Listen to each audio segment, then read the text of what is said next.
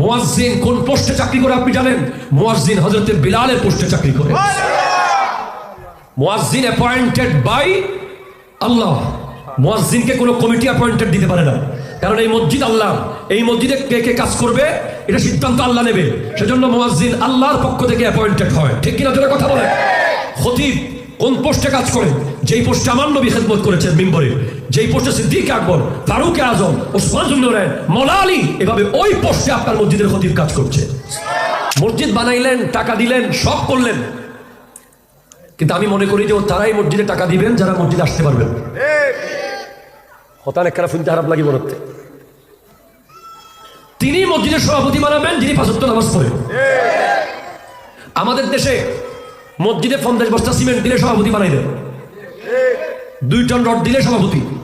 এটা হতে পারে না।